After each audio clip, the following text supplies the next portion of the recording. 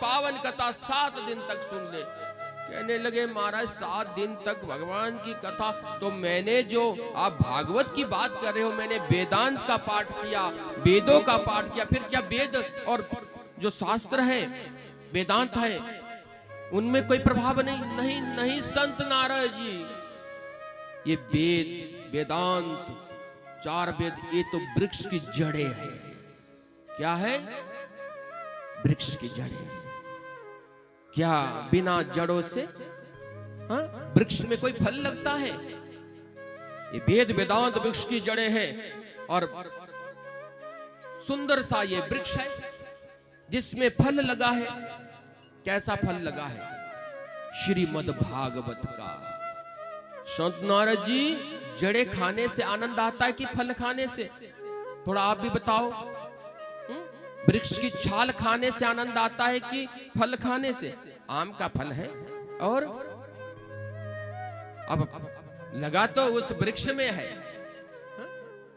वृक्ष में लगा है, पर सभी के सभी क्या करते हैं? उस फल को लेते खाते हैं। कोई कहे कि देखो ये तो आम का फल है, इसकी छाल खा लो, कोई जड़े खा लो तो आनंद नहीं आएगा। तो हे संत नारद जी, ये भगवान की पावन कथा भी ये वेद वेदांतों का जो ये सुंदर सा वृक्ष है, वेद वेदांत का सुंदर सा वृक्ष है, इसमें जो फल लगा है भागवत का है, भागवत का है।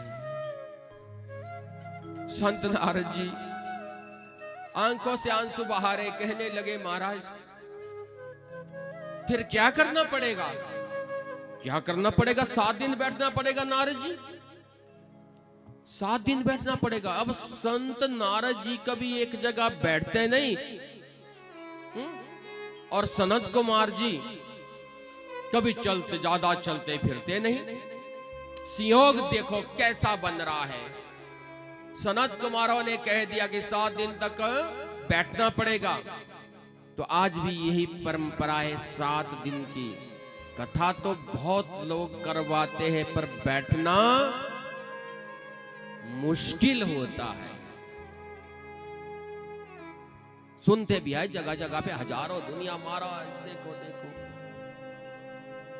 18,000 श्लोकों का व्याख्यान अगर मन लगाकर तन्मय होकर श्रवण कर लिया, जीवन में उतार लिया, फकीर बन जाएंगे। भगवान के हैं चल बड़े आनंद पूर्वक वो लाडले भक्त बन जाएंगे, जिसमें कभी दुख आएगा ही नहीं। आएगा तो गोविंद सामने खड़े हो जाएंगे दुख को दूर करने के लिए। संत नारद जी आज दुनिया की भलाई करने के लिए, संत जीवन में याद रखना, संत अपने दुखों से कभी रोता नहीं, कभी दुखी होता नहीं। ये केवल दुनिया के दुख से आज गुहार लगाई है सनत कुमारों से बद्रीनाथ धाम में, और 7 दिन बैठने के लिए भी तैयार हो गए संत नारद जी। कहने लगे महाराज मैं 7 दिन बैठ जाऊंगा। किसके लिए? भक्ति ज्ञान वैराग्य। बुलाइए तीनों के लिए, और आसन लगाए, तीनों आसनों पे बैठ गए। सनत कुमार जी ने भगवान की पावन कथा को प्रारंभ करने लगे। प्रारंभ जब की तो एक प्रश्न कर डाला। किसने? नारद जी ने। किससे प्रश्न किया? सनत कुमार जी से। महाराज ये बताओ, मेरे जैसा भगत, मेरे जैसा संत कोई कथा सुन भी ले तो कोई बड़ी बात नहीं है, हाँ? परंतु ये बताओ कि ये पावन कथा, अमर कथा कोई उदंड, कोई मूर्ख, कोई पापी, कोई अज्ञानी सुन ले तो उसको क्या फल मिलेगा? उसको भी क्या फल मिलेगा? मुस्कुरा गए सनत कुमार, गदगद हो गए। संत नारद जी आपने तो बड़ा ही उत्तम प्रश्न किया है। आप कहते हैं कि कोई अज्ञानी या मूर्ख कोई कथा सुन ले, परंतु भागवत में बड़ा सुंदर वर्णन किया है। ये मानवा पाप कृतस्तु सर्वदा सदा दुराचारता भीमार्गघा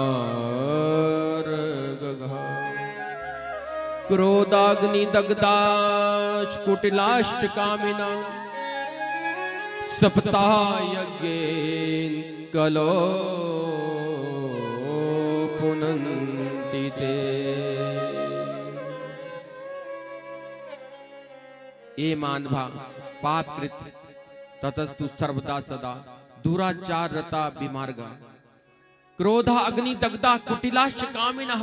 क्रोध से जल रहा हो, जीवन भर में क्रोध कर लिया हो और कुटिला पापी हो, दुराचारी हो, उपद्रवी हो, काम वास्तव में जीवन बिता लिया हो, परंतु अगर किसी ने गलती से भी 7 दिन तक तन्मया होकर भगवान की कथा सुन ली तो पापी से भी पावन हो जाएगा।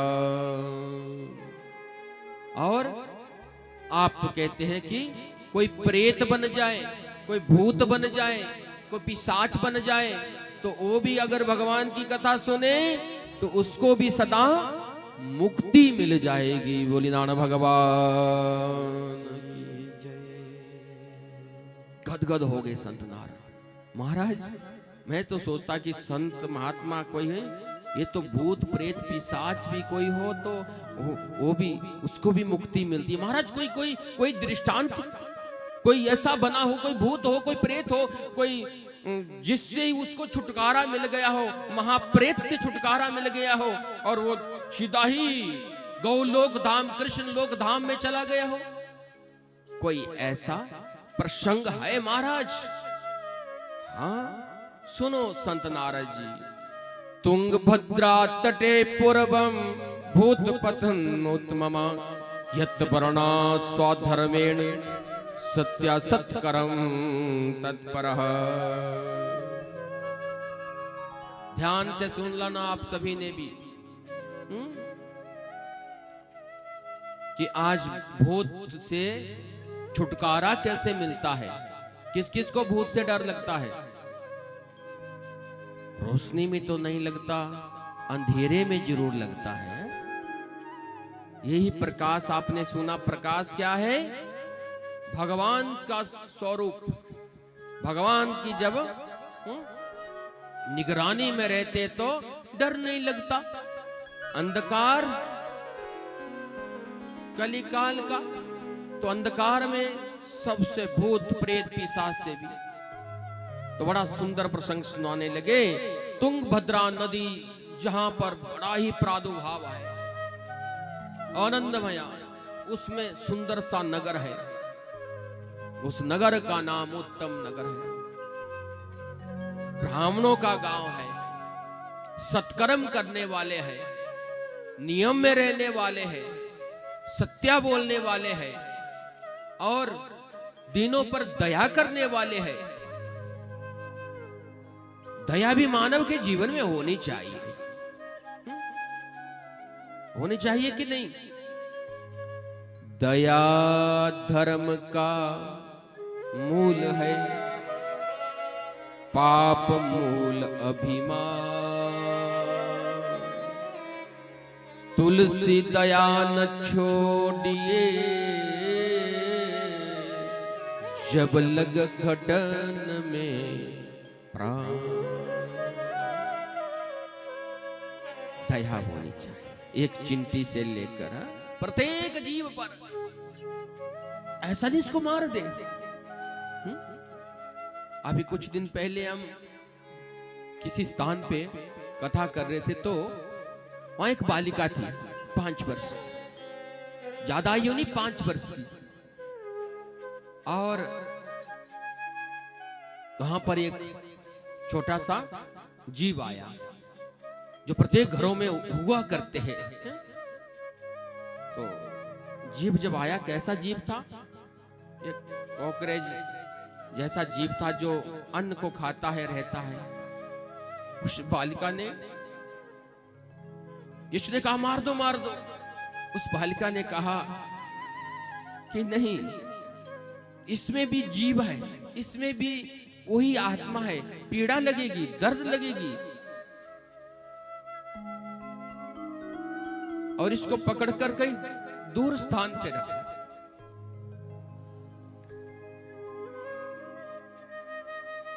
तो केवल उस बालिका में, 5 वर्ष की बालिका में वो संस्कार अपने बुजुर्गों के, दादा दादी के, माता पिता के। मैंने उस बालिका से पूछा, क्यों? इसको तो लोग मारते हैं, इसकी दुआई लेते हैं। कहते लोगों को पता नहीं है, हमें भी तो पीड़ा लगती है, अब इन्होंने कहां जाना है। इसका कहने का तात्पर्य था उसको पकड़कर कहीं दूसरे स्थान पे रख दो, मारने से पाप लगेगा।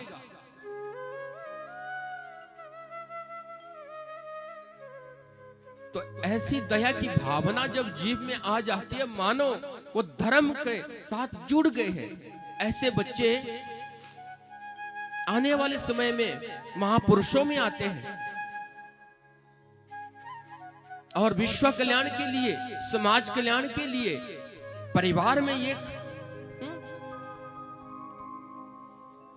पूरे इतने अच्छे बन जाते हैं जैसे तारों में चंद्रमा होता है। तो हमें बड़ा आनंद आया और ये पता चला कि आज भी बच्चों को अच्छी शिक्षा देवे तो प्रत्येक घर जो है आश्रम बन जाएगा, प्रत्येक घर एक तीर्थ बन जाएगा।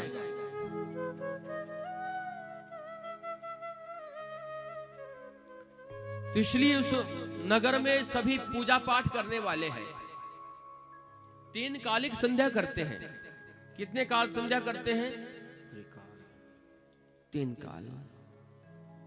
और 3 काल संध्या तो करते हैं। अभी हमने एक पर्चा देखा है और आगे भी भेजा, 3 काल संध्या। 3 काल संध्या होती है ना। मुझे लगा कि हमारे प्रमुख यजमान जी के हैं कनिष्ठ भ्राता अजय जी, वो 3 काल की संध्या का एक टेवा बनाया, पर्चा बनाया है। प्रातः काल, मध्य काल और सायंकाल। क्या बनाया है? पर्चा बनाया है। आप भी देख सकते हो। पर हमने कुछ और जोड़ दिया उस पर्चे में। क्या जोड़ दिया? भोजन से पहले भजन। क्या जोड़ दिया? भोजन से पहले भजन। पर्चा तो अच्छा बना। प्रातः काल क्या मिलेगा, दोपहर को क्या मिलेगा, और सायंकाल में बहुत अच्छी बात है।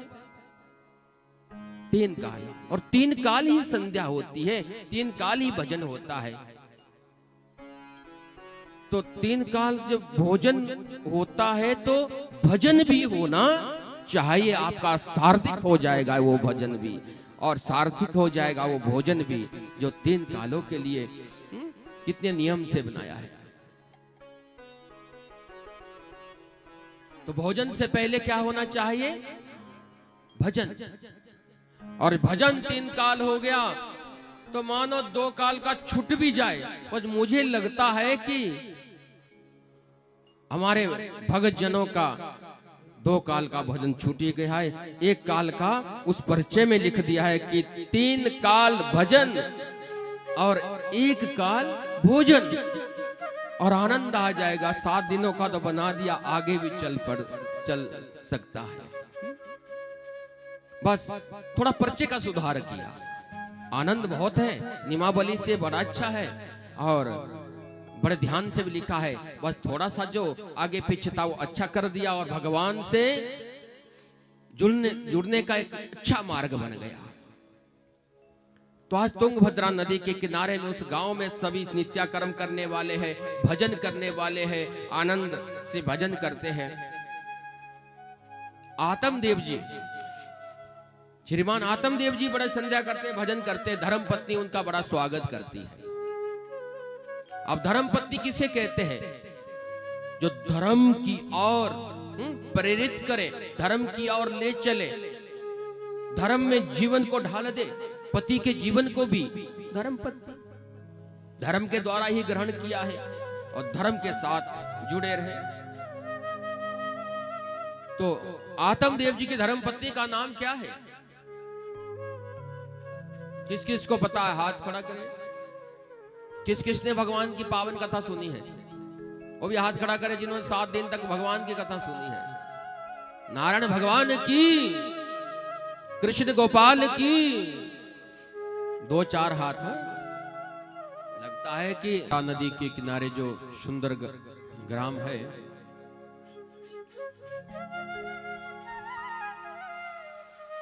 उसमें बड़े भाव से आत्मदेव जी और उनकी धर्मपत्नी श्रीमती धुंधली देवी, क्या नाम है? धुंधली देवी। धुंधली किसे कहते हैं? जिसको धुंधला दिखता है, अच्छा भी बुरा दिखने लगता है। धुंधलापन होता है ना, फिर क्या होता है? उसका ऑपरेशन किया जाता है आंखों का, फिर अच्छा दिखता है। ऑपरेशन का मतलब सत्संग में आवे और उस धुंधलेपन को दूर करे। पर श्रीमती धुंधली देवी जो है, आज मिथ्या वचन बोलती है। क्या कहती है? मिथ्या वचन का झूठे वचन। जीवन में आत्मदेव जी की ये प्रसंग, पावन कथा श्रवण कर लेना, जीवन में अपना लेना कि कौन सी कमियां रहती है। बड़ी प्रभावशाली ये कथा है। और वहां पर संत नारद जी भी इसी पावन कथा का रसपान कर रहे हैं। किसके द्वारा? सनत कुमारों के द्वारा, बद्रीनाथ धाम में। और यही कथा आज साक्षात जो है सूत महाराज जी के मुखारबिंद से सोनकादि ऋषि इसी कथा का रसपान कर रहे हैं। और यही कथा, पावन कथा, चक्रवर्ती सम्राट राजा परीक्षित आचार्य सुखदेव स्वामी जी के मुखारबिंद से यही पावन कथा।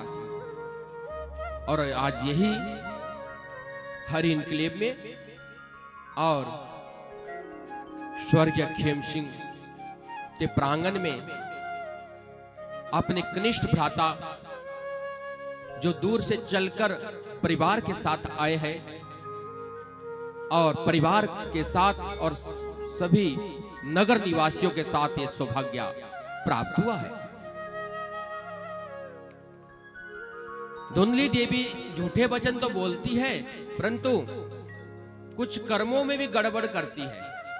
बनावटी प्रेम, बनावटी कर्म, कि जब पति के सामने दिखे तो कुछ और, पति देव चले जाए तो वो बुरे कर्मों में लग जाती है। उसका प्रणाम ये है कि जिस घर में झूठे वचन बोले जाते हैं और झगड़ा, क्लेश, पर निंदा, दूसरों की निंदा में समय को व्यतीत करते हैं। समझ जाना, आज से संकल्प भी ले लेना, किसी की निंदा नहीं घर में। वो घर नहीं, वो घर एक शमशान बन जाता है जहां डर लगता है। कई कहते हम घर के अंदर जाते हैं महाराज तो डर लगता है, मन नहीं लगता। भले आदमी कहां मन लगेगा, आपने घर को ही शमशान बना दिया है।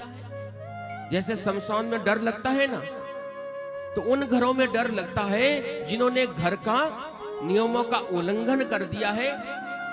घर में प्रवेश करते ही क्रोध, विवाद, झगड़ा, एक दूसरे के वचन बोले नहीं, कलेश हुआ नहीं। मानो आज पावन कथा को जीवन में उतार ले। ये आत्मदेव कोई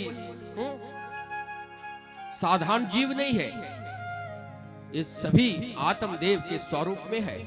धुंधली देवी के जो कर्म है ये देखने योग्य है कि किस कारण घर का सारा सिस्टम बेकार हो जाता है। अब धुंधली देवी झूठ भी बोलती है, निंदा भी करती है, झगड़ा भी करती है। प्रणाम क्या है? तुलसी माता लगाती है, सूख जाती है। घर में गौ माता की सेवा होती है, पर गौ माता के कोई बच्ची बछड़ा कुछ नहीं है। और आत्मदेव जी के कोई संतान भी नहीं है, कोई संतान नहीं। आत्मदेव जी जब अपने बाहर निकलते हैं और यजमान का काम करते हैं, सबके घरों में देखते नन्हे नन्हे से बच्चे हैं, सुनते हैं, पढ़ते हैं कि मरने के बाद अगर पुत्र पिंडदान कर लेवे तो ऐसा जीव भी स्वर्ग में चला जाता है, स्वर्ग में चला जाता है।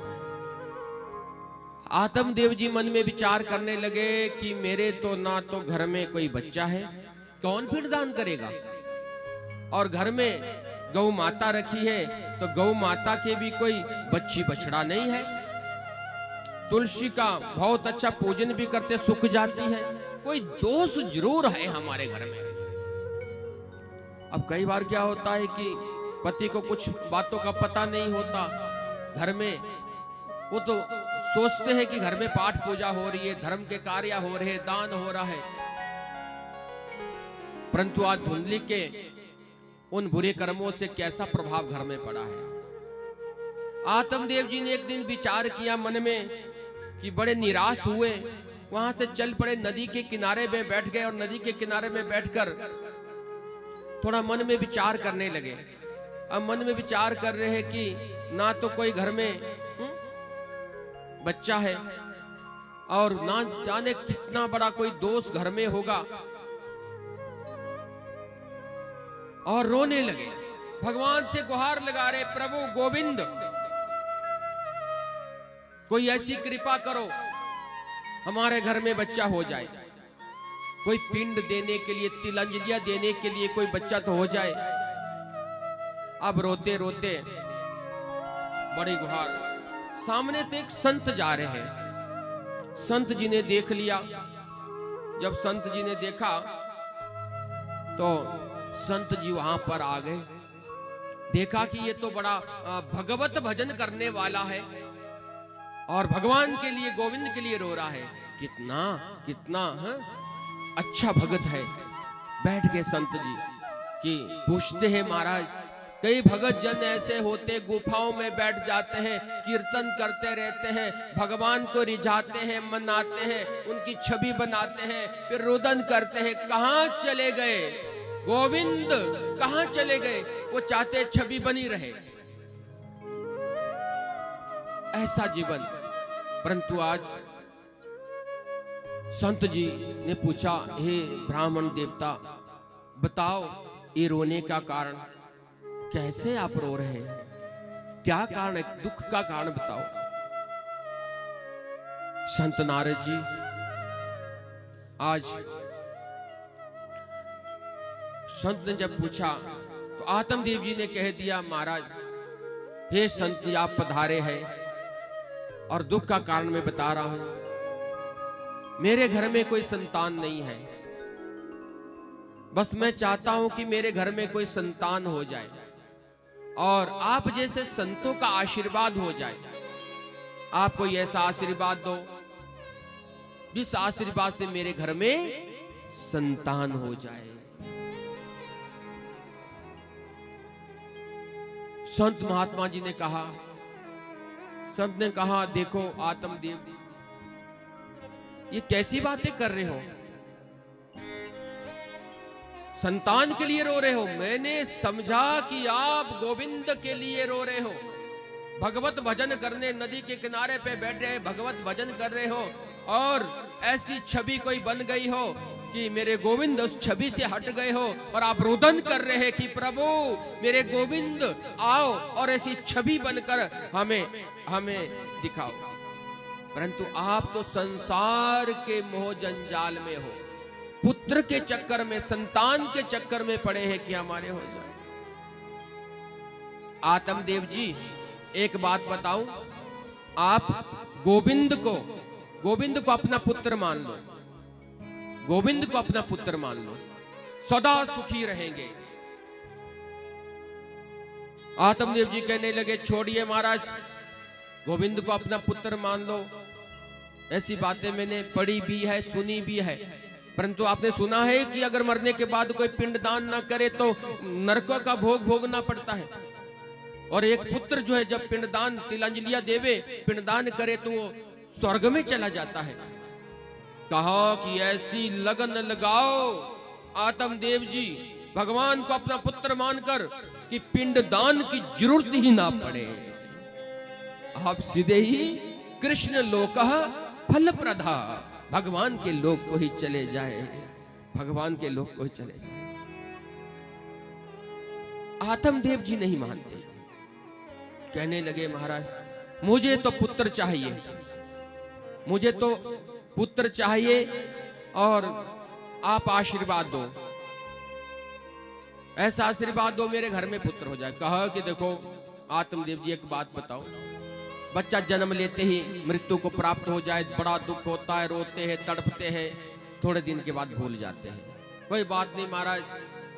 और कुछ दिन के बाद कोई घटना घट जाए, मृत्यु को प्राप्त हो जाए तो काफी समय तक रोना पड़ता है, वही याद आती है, सताती है, बार बार बच्चे के दर्शन होते हैं। परंतु अगर कहीं बच्चा पुत्र से कुपुत्र निकल जाए तो जीवन भर का रोना है आत्मदेव, जीवन भर का। वही माता पिता कहते इतना उपद्रवी है, इतना दुराचारी है, इतना पापी है, ऐसा पैदा होता ही नहीं, अच्छा होता हो भी गया तो मृत्यु को ही प्राप्त हो जाता, इतने उपद्रव। तो इसलिए अच्छा है आत्मदेव कि भगवान को अपना पुत्र मान लो। आत्मदेव जी नहीं मानते हैं, थोड़ा ध्यान लगाया, ध्यान लगाते ही कह दिया कि हे आत्मदेव आपके मस्तक की लाइनें मैंने पढ़ ली, शृणु विप्र मया तब्धे प्रारब्धम तु विलोकितम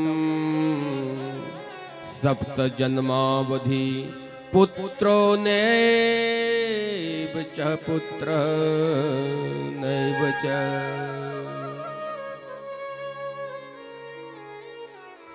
हे आत्मदेव मैंने जो आपके मस्तक की लाइनें देखी उसमें 7 जन्मों तक कोई पुत्र का योग नहीं है, 7 जन्म तक कोई आपके संतान नहीं हो सकती, आपके प्रारब्ध में यह लिखा है।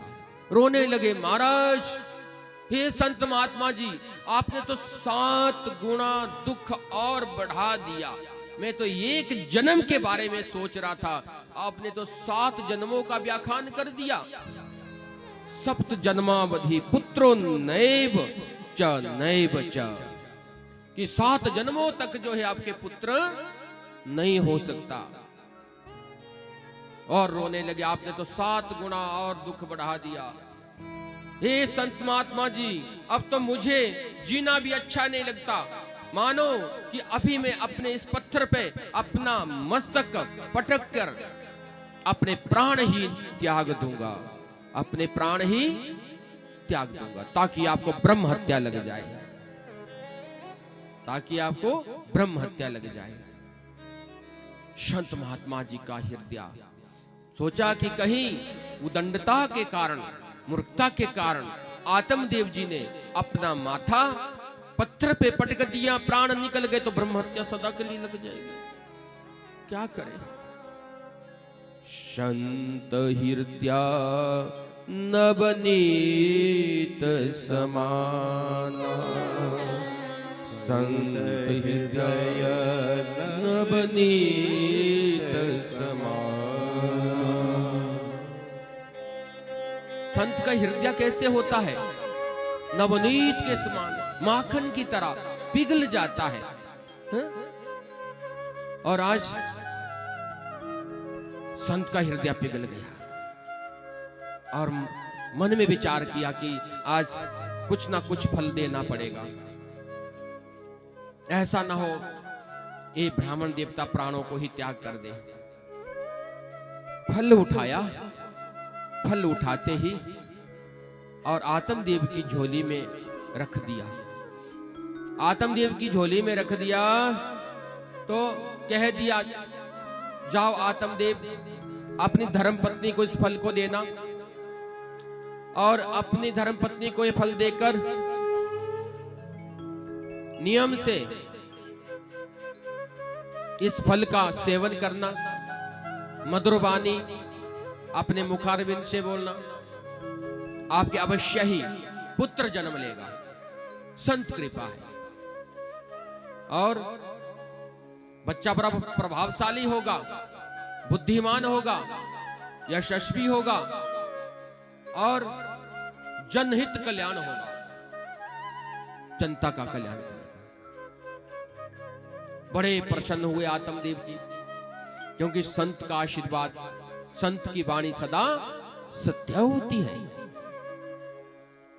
वापिस आए आत्मदेव जी, अपनी धर्म पत्नी से बोले, देखो देवी, आज मुझे संत का आशीर्वाद मिला है, इस फल को बड़े भाव से, बड़े प्रेम से खाकर अवश्य हमारे घर में संतान हो जाएगी। धुंधली देवी जी ने अपने पति की बात सुन ली, फल को ग्रहण किया, मन में विचार करने लगी, फल खाने से कोई बच्चा पैदा होता है, कैसे भोले वाले पति है, कहां से फल उठा कर लेकर आ गया। फल को लिया और थोड़ा सा फल लेकर अपने पड़ोसियों के घर में पहुंच गई। अब पड़ोसन जो है वो बड़ी अच्छी है, समझदारी का काम करती है, पाठ पूजा करने वाली है। कहने लगी, देखो बहना, मेरे भोले वाले पति है, कोई फल लेकर आए, कहते खा लो और आपके संतान हो जाएगी। पड़ोसन ने कहा कि बहुत अच्छी बात है, आपके घर में कोई बच्चा तो है नहीं, तो जब घर में संतान हो जाएगी तो आपका घर भी बहुत अच्छा लगने लगेगा, चहल पहल हो जाएगी, आपके भी संतान हो जाएगी और बच्चे के साथ आप दोनों खेला करेंगे, बड़ा आनंद आएगा। धुंधली ने कहा, कैसी बातें करती हो, क्या सेब खाने से, फल खाने से कोई बच्चा हो जाता है? मानो कि अगर बच्चा हो भी जाए इस फल को खाने से, जब गर्भ में बच्चा होगा, तो मैंने तो ये सुना है आज तक कि भोजन कम हो जाता है, और जब मैं भोजन कम करूंगी कमजोर पड़ जाऊंगी, और महल के अंदर कहीं अचानक कोई भूकंप आ गया और भूकंप आने पर सब भाग जाएंगे और मेरे से भागा नहीं जाएगा और मेरे तो वहीं प्राण निकल जाएंगे। बोली नारायण भगवान की। पड़ोसन ने कहा, कैसी बातें कर रही हो भैया, आपकी इच्छा है, खाओ ना खाओ, हमने तो समझदारी की बात की कि फल को ग्रहण करना चाहिए और संत की कृपा हो जाएगी। धुंधली ने देखा कोई बात बनी नहीं, पड़ोसन कुछ और बातें कर रही है। जीवन का सूत्र याद रखना, जब तक किसी के विचार मिले ना कहीं किसी के साथ, तो वहां मन लगता ही नहीं। कहीं घर में चले जाएंगे, सत्संग की बातें करेंगे, भगवान की पाठ पूजा की, मन नहीं लगेगा, उठ जाएंगे। और कहीं चुगलियां चलेगी, पर निंदा, रिश्तेदारों की निंदा, आस पड़ोस की निंदा, वहां मन लगेगा। गए थे 10 मिनट के लिए, लग गए 2 घंटे। महाराज समय का पता चला ही नहीं। अगर कहीं गलती से वही 2 घंटे भगवत भजन में लग जाए तो जीवन सवर ना जाए, जीवन बन ना जाए, पर ऐसा होता ही नहीं।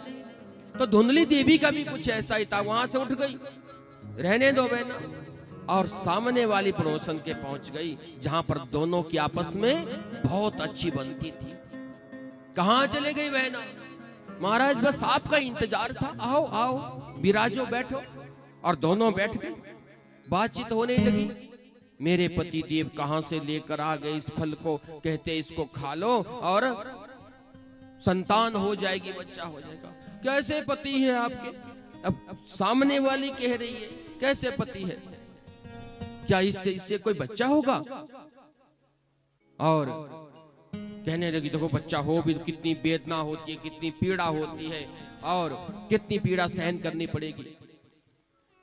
रोशन कहती है, देखो छोड़िए इस फल को, मेरे भी तो बच्चा होना है 10 महीने के, 9 महीने के बाद। आपके पति तो भोले भाले है ही, कह देना कि ये हमारा ही बच्चा है, मैं अपना बच्चा आपको दे दूंगी, मेरे तो इतने बच्चे पहले ही है। और तब तक जो है आप थोड़ा टाल मटोल करते रहो, बनावटी बातें करते रहो, पति को पता न चले। फिर दोनों ने एक सलाह की कि इस फल को किसको दिया जाए। दोनों ने समझदारी का ये काम कर लिया। कई बार ना समझदारी में भी कुछ ऐसा काम कर लेते हैं जो किसी के कल्याण के लिए हो जाता है। दोनों ने फल लिया कि देखते हैं संत की कृपा, कैसी संत की कृपा, क्या फल खाने से बच्चा हो जाता है। फल को लिया कि इस गौ माता को देते हैं जो इतने वर्षों से कोई बच्चा हो ही नहीं रहा। गौ माता को फल खिला दिया। अब परीक्षा भी होगी संत की, और बनावटी बातें और समय को बिताने लगी। जैसे ही संतान की उत्पन्न होती है पुरुषों के, और वहां से नन्हे से बच्चे को उठाकर अपने घर में आ जाती है और अपने पति देव को सूचना भेज दी, हमारे भी आज संतान ने जन्म ले लिया है। बोली नारायण भगवान की जय। संतान ने जन्म ले लिया है। बड़ा उत्सव मनाया गया, और जैसे आत्मदेव को पता चला तो बड़े प्रसन्न होकर और मुस्कुराते हुए और थोड़ी सी ढुमकी नाचते हुए घर पहुंचे, और देखा नन्हा सा बालक। सभी नगर निवासियों को बुलाया गया, और वहां पर सुंदर सा एक स्थान पर बैठे हैं, और वहां पर जो है नामकरण करने का एक विचार किया। सबको बुलाया गया, और वहां पर गौ माता के भी बड़ा सुंदर से बच्चे ने जन्म ले लिया। बोली नारायण भगवान की। सुंदर से बच्चे ने जन्म ले लिया। कैसा कि शरीर मानव जैसा, कान बड़े लंबे लंबे बछड़े जैसे, बड़ा सुंदर वाला। आत्मदेव जी ने बड़ा पूजा पाठ किया और विचार किया कि क्या नाम रखे बच्चे का। अब नाम रख दिया कि देखो ऐसा नाम रखो जो समाज के लिए भी कल्याण करे और भगवत भजन करे, भगवान का नाम जपे। तो नाम रख दिया परमात्म देव। धुंधली देवी सभा में खड़ी हो गई।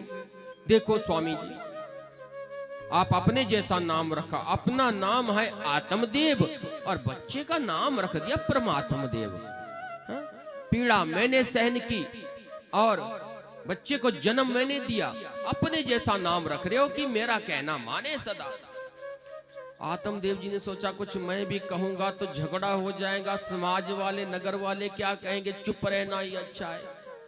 कहा कि बोले आप देवी आप रख लो, आपकी जो इच्छा है वो वैसा नाम रख लो। हाँ मैं नाम रखूंगी, मैं नाम रखूंगी, मैंने ही बच्चे को जन्म दिया है। धुंधली ने भी सोच विचार कर लिया। धुंधली ने भी अपने जैसा नाम रख लिया। क्या नाम रखा? श्रीमान धुंधुकारी। क्या नाम रखा? धुंधुकारी। मेरा नाम धुंधली, मेरे बच्चे का नाम रहेगा धुंधुकारी। हटा दिया पिता के नाम से, अब धुंधुकारी। अब धुंधुकारी जब नाम रखा, अब आपने अब तो धुंधली थी, अटकी जहां भी देखती विपरीत विचार मिथ्या वचन, तो आज धुंधुकारी नाम रखने पर जो है बच्चे के कर्म भी वैसे ही होने लगे। जैसा नाम वैसा कर्म। इसलिए सोच समझकर नाम रखना चाहिए, आचार्यों से परामर्श करके नाम रखना चाहिए, शुद्ध समय में, अच्छे समय में, और अच्छा नाम रखना चाहिए। आत्मदेव जी ने सोचा अब इनका नाम तो रख लिया, अब गौ माता के जो सुंदर सा बच्चा हुआ उसका नाम भी तो रखे। तो उसका नाम रख दिया गौकर्ण। बोलिए गौकर्ण महाराज की जय। गौकर्णो पंडितो ज्ञानी धुंधुकारी महाखला। गौकर्णो पंडितो ज्ञानी धुंधुकारी महाखला। दोनों में कितना अंतर हो गया। धुंधुकारी पाठशाला में जब छोड़ा और वहां पर उदंडता के कारण बच्चों से लड़ाई झगड़ा करने लगा, मां हर एक जगह में धुंधुकारी के साथ खड़ी हो जाती, एक ही तो है, कहीं भी लड़ाई झगड़ा करे तो अपने आप वहां पर जाकर बच्चे की जगह में स्वयं झगड़ा करती है। मेरा ये एक का चक्कर बड़ा खराब है। अगर गलती पर आप बच्चे की सहायता करते हो तो मानो कि आप अपराध कर रहे हो, बच्चे के जीवन को अंधकार में डाल रहे हो। बच्चा गलती करे, समझाए प्यार से, मारे पीटे नहीं, परंतु उस गलती का एहसास करवाए ताकि आगे गलती ना करे। और धुंधली में यही कमी रहेगी कि जहां भी हो चोरी ठगी तक आ गया, परंतु मां ने हर एक जगह में उनकी बुराइयों को छुपाया। और परिणाम क्या निकला? माता पिता कहां दोषी हो जाते हैं? क्या कहते हैं शास्त्र? दूषिणो मातृदोषे पितृदोषेण मूर्खता, कार्पण्या वंश दोषे आत्मदोषात् दरिद्रते। दूषिणो मातृदोषेण पितृदोषेण मूर्खता, कार्पण्य वंश दोषेण आत्म दोषाद दरिद्रते।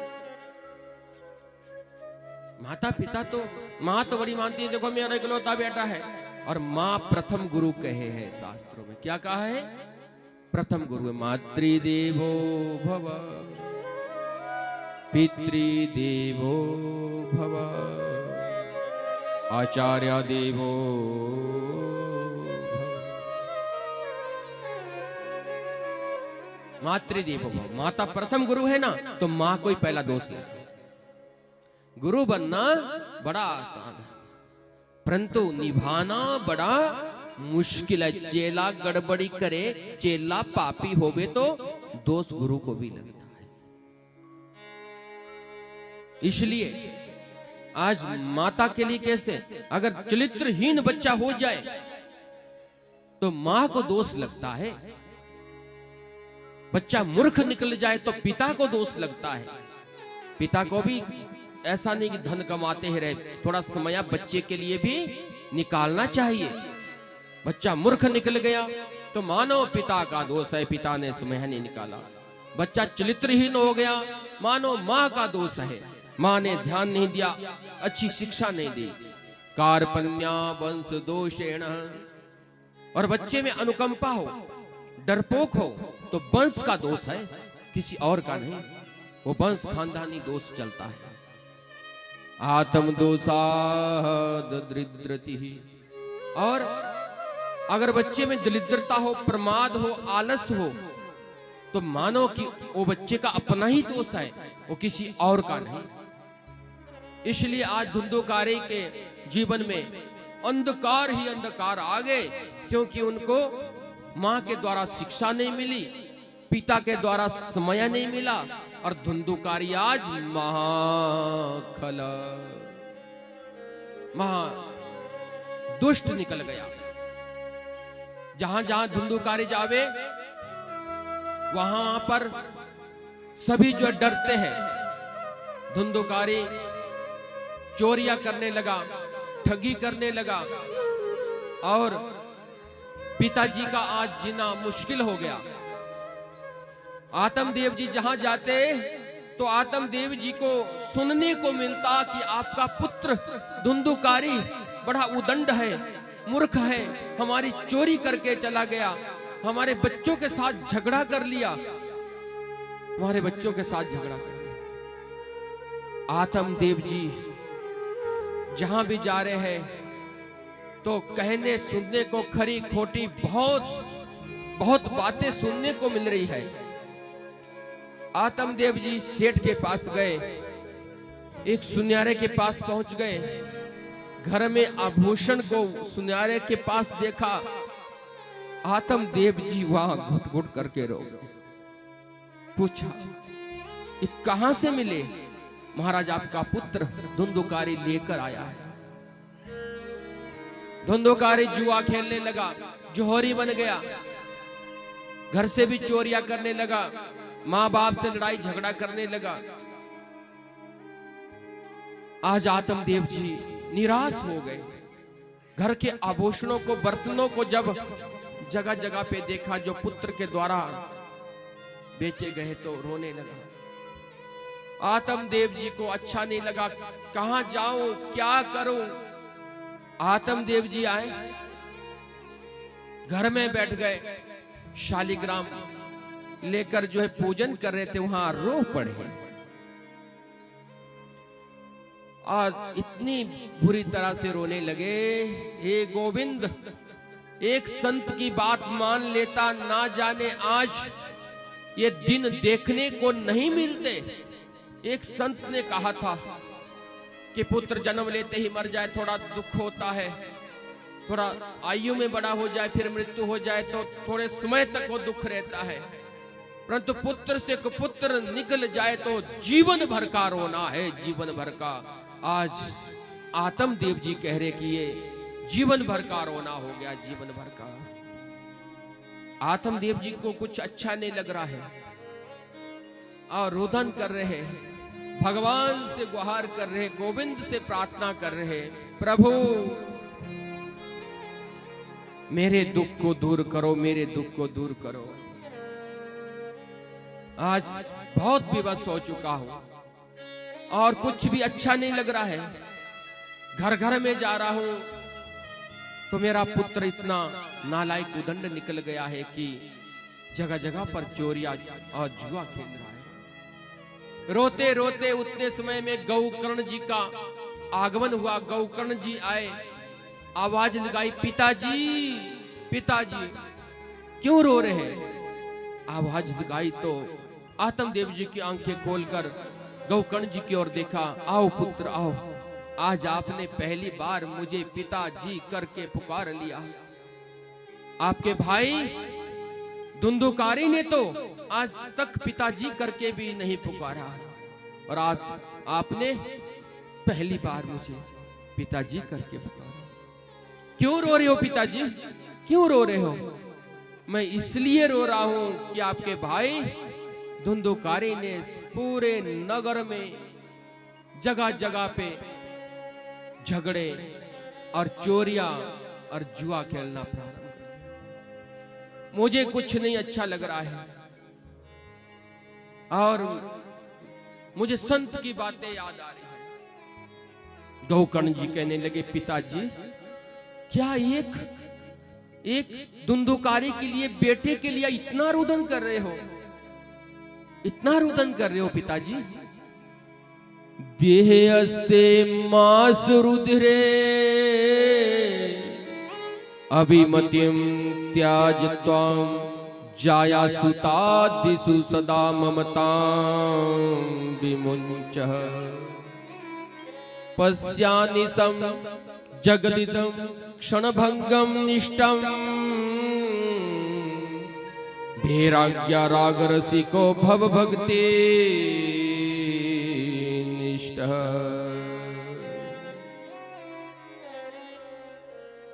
पिताजी देह अस्ति मास रुद्रे अभिमत्यम त्यजत्वाम जाया सुतादिषु सदा ममताम विमुञ्चः। देह कहते किसको कहते हैं, शरीर को।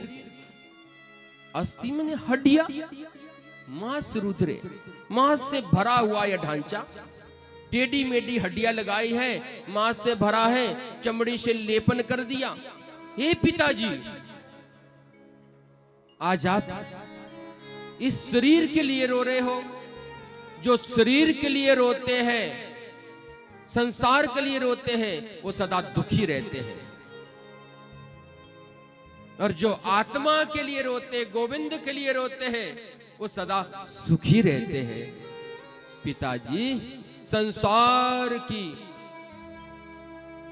इन विषय वासनाओं के लिए और संसार के मोह अंधकार के लिए आप रो रहे हो, धुंधुकारी के लिए रो रहे, पुत्र के लिए नहीं। पिताजी अपना मन, अपने मन को भक्ति की ओर ले चलो पिताजी, भक्ति की ओर ले चलो, अपने मन को भगवत भजन की ओर ले चलो, अपने मन को भक्ति में ढाल दो, भगवत भजन कर लो और आपका जीवन संवर जाएगा पिताजी। ऐसा दुख जब आवे तो घर छोड़कर किसी सुंदर से स्थान पर बैठकर भगवत भजन करना चाहिए पिताजी। और आप घर में रो रहे हो, पुत्र के लिए रो रहे, छोड़िए सारा रोना, मन में ऐसा वैराग्य जागृत करो कि गोविंद कब मिलेंगे। आत्मदेव जी बड़े दुखी थे, परंतु आज गौकर्ण जी की बात मान दी। कहा कि मोह ममता जो शरीर का चिंतन करते हैं वो सदा दुखी रहते हैं, उसमें मोह की उत्पत्ति होती है। जो आत्मा का चिंतन करते हैं उसमें प्रेम की उत्पत्ति होती है और कृष्ण से मिलन हो जाता है। सदा आत्मा का चिंतन करना चाहिए, शरीर का चिंतन नहीं। शरीर का चिंतन कैसे? आज गौकर्ण जी ने आत्मदेव अपने पिताजी के लिए समझा दी और पिताजी ने इस बात को अपने चित्त से लगा ली और वैराग्य जागृत हो गया, चल पड़े जंगल को। आत्मदेव जी जंगल में जाकर भागवत का 10वें स्कंद का पाठ करने लगे और भगवत भजन में लीन हो गए। समय आने पर शरीर छोड़ दिया। गौकर्ण जी वहां पर देखते देखते वहां से यात्रा के लिए निकल गए। जब पता चला धुंधुकारी के लिए कि पिता की मृत्यु हो गई तो मां अकेली पड़ गई। मां को झगड़ा करने लगा, केसों से पकड़ लिया, मार धाड़ किया और आभूषण को छीन लिया, भाग गया। मां को ऐसी पीड़ा और पुत्र के द्वारा व्यवहार सहन नहीं हुआ। मां वहां से रोती हुई, चिल्लाती हुई और हृदय से एक कातर अजुहा पीड़ाओं से ग्रसित ऐसा पुत्र कैसा जो आज उन आभूषणों को भी छीन कर ले गया और मां के ऊपर हाथ उठा दिया, मां कुएं में छलांग लगा दी। मां ने भी अपना जीवन का अंत कर दिया। धुंधुकारी ने सोचा अब माता नहीं, पिता नहीं, अपना ही राज्य है। बहुत सारा चोरी करके धन इकट्ठा कर लिया और जगह जगह से वेश्या को लेकर आ गए। घर में नाच होने लगे। वेश्या ने विचार किया एक दिन कि ये जब अपनी माँ का नहीं हुआ, पिता का नहीं हुआ, तो हम जैसी वेश्या का कहाँ होगा? ये तो हमें भी मारा डालेगा, चोरियां करता है और राजा इसको दंड देगा, हम भी पकड़ी जाएगी। उन वेश्याओं ने विचार किया कि इसको मार देना चाहिए, यही अच्छा रहेगा। इतना धन चोरता है, कहना किसका मानता नहीं। जब माँ का कहना नहीं माना, पिता का कहना नहीं माना, हमारा कहाँ कहना मानेगा। जैसे धुंधुकारी आया, उन 5 वेश्याओं ने रस्सी से बांध लिया। रस्सी से बांध कर जो है धुंधुकारी को आज जलती हुई अग्नि की लकड़ी लेकर उसके मुख में डाली। पीड़ाओं से रोता हुआ धुंधुकारी आज याद करने लगा अपने बुरे कर्मों को। वेश्या के द्वारा आज धुंधुकारी का भी अंत हो गया और प्राण निकल गए। जब प्राण निकल गए तो उसी समय के बीच में गौकर्ण जी के लिए पता लग गया कि धुंधुकारी की मृत्यु हो गई। उसी समय गौकर्ण जी ने पिंडदान करवाए और गति करवाई, पिंडदान किए। पिंडदान करने के बाद जैसे वापिस आए, जब वापिस आते हैं समय काफी बीत चुका था। जगह जगह पे गौकर्ण जी आए, अपने गांव में पहुंच गए, तुंगभद्रा नदी के उस उत्तम नगर के पास। पर रात्रि का दीर्घ समय हो गया था। गौकर्ण जी ने सोचा कि अब अच्छी बात नहीं है किसी को किसके घर में प्रवेश करूं। मेरा घर तो एक टूटा फूटा घर रह गया है, अब इसमें जाना कोई अच्छा नहीं है। गौकर्ण जी ने एक सुंदर सा वृक्ष है, पीपल का वृक्ष, वहां पर बैठ गए। वहां पर बैठकर जो है भजन करने लगे कि भजन करना, संतों का काम भजन करना है। जब भजन करने लगे तो मन ना लगे। जिस घर में आज भी भजन करते हुए उबासियां आवे या मन ना लगे, मानो उस घर में किसी प्रकार का कोई बाधा है, भूत प्रेत है, कोई गलती से किसी प्रकार का कोई दोष लग चुका है। आज मन ना लगे। गौकर्ण जी ने उसी समय जल लिया, जल लेकर अभिमंत्रित किया, थोड़ा जल को गिराया, सामने से आवाज आने लगी, बचाओ बचाओ, हम प्रेत है, पिशाच है, हमारी रक्षा करो, हे संत महात्मा हमारी रक्षा करो। कभी वो भेड़ू बन जाता है, कभी बकरी, ऐसे स्वरूप दिखाई दे। पूछा कि गौकर्ण जी ने पूछा, कौन हो आप, क्या आत्मा है, क्या नाम है आपका, बताओ। आए सामने। अब प्रेत ऐसा होता है कि एक हवा का झमका आया 100 कोस दूर चले गए, बड़ी मुश्किल से आए। कौन हो, अपना परिचय दो। अहम भ्राता तो दियोमस्मि धुंधुकारी नामत स्वकीय नेव दोषेण भ्रमत्वाम नासितम मया। भैया मैं आपका भाई हूं धुंधुकारी, आपका भ्राता हूं। मेरे किए हुए पाप, मेरे किए हुए दोष, आज मैं प्रेत बन गया और ऐसा प्रेत बन गया हूं, पीड़ाओं से दुखों से भरा हूं। हे भैया आप इतने अच्छे विद्वान बने हैं, मेरी पीड़ाओं का समाधान ढूंढो, मुझे इस प्रेतत्व से बचाओ। गौकर्ण जी ने कहा, भाई मैंने तो आपको गया में जाकर, सब कहते गया में जाकर पिंडदान कर दो तो पितर गौलोक धाम को चले जाते हैं। तो यही बात कही महाराज, गया में जाकर पिंडदान किए हैं आपके, तो आप तो प्रेत का प्रेत ही रह गए। धुंधुकारी ने कहा, महाराज आपने गया में कह रहे हो, गया श्राद्धे सते नापि मुक्तिर में न भविष्यति उपायम परम कश्चितम विचाराय संप्रतम।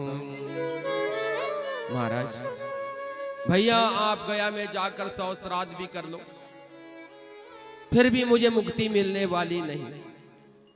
मैं कोई प्रेत की श्रेणी में नहीं हूं, मैं तो महाप्रेत बन गया हूं। और महाप्रेत के लिए ये पिंडदान करने से भी कोई मुक्ति नहीं मिली, कोई मुक्ति नहीं मिली।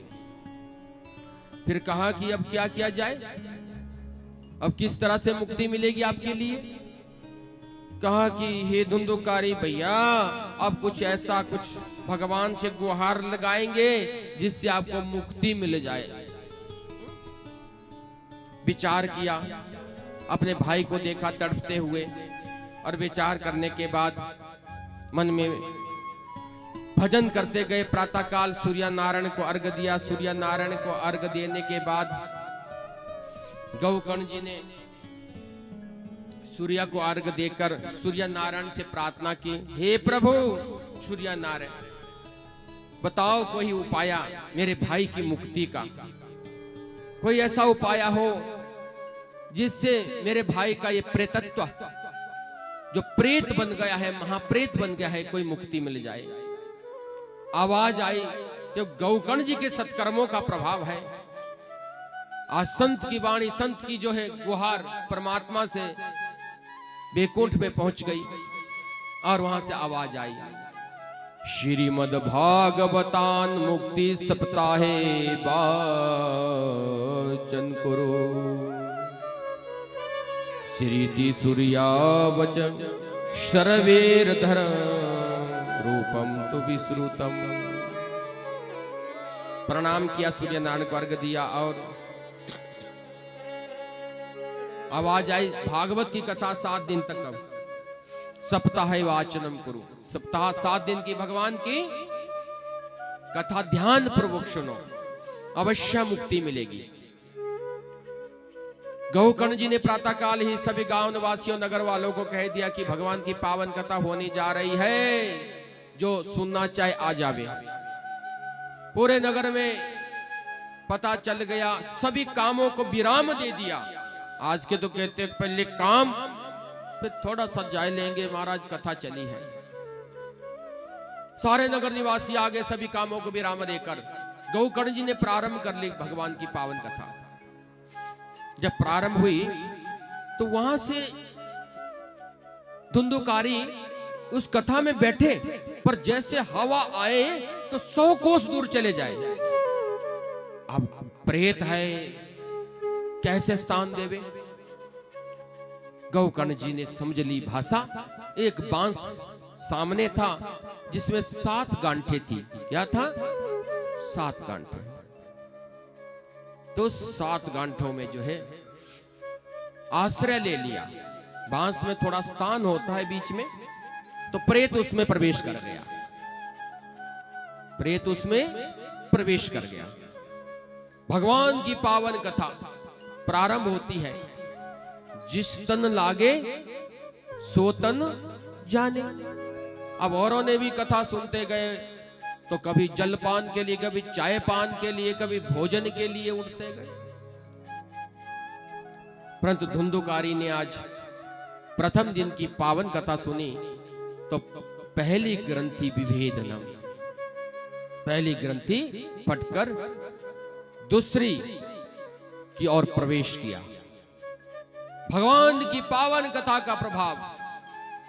दूसरे दिन भगवान की पावन कथा जब सुनी तो दूसरी ग्रंथि फटकर प्रवेश किया तीसरी में। इसी तरह से 7 दिन की पावन कथा आज गौकर्ण जी ने सुनी। और 7 दिन की कथा सुनते ही मानो कृष्ण कथा का प्रभाव आज गौकर्ण जी के मुखारविंद की वाणी से अमर कथा का भक्तों पर प्रभाव, मानो आज प्रेत भी बाहर निकलने लगा। कैसे?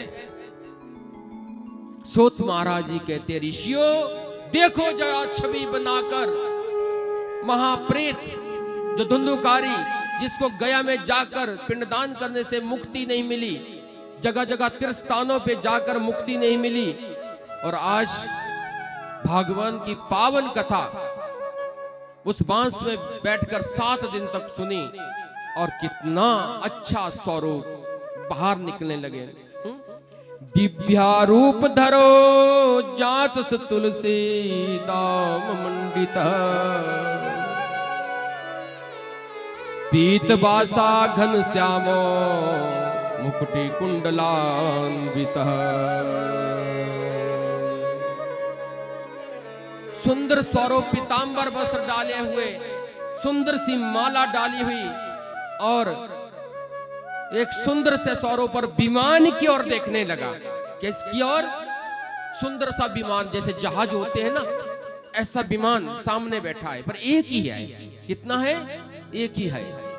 और आज धुंधुकारी पीले वस्त्र धारण करे हुए, माला धारण करते हुए सब देखने लगे। नगर निवासी गौकर्ण जी और उस विमान पे बैठने जा रहे हैं। गौकर्ण जी भी हाथ जोड़ दिए। धन हो भागवती कथा, भगवान की पावन कथा जो प्रेत की पीड़ा का निवारण कर दिया, प्रेत को मुक्ति मिल गई, और एक सुंदर सा स्वरूप और विमान पे बैठ गए। वहां से चलने लगे, विमान उड़ गया, प्रेत चल गए, और किस लोक में? कृष्ण लोक फल प्रद, भगवान के लोक।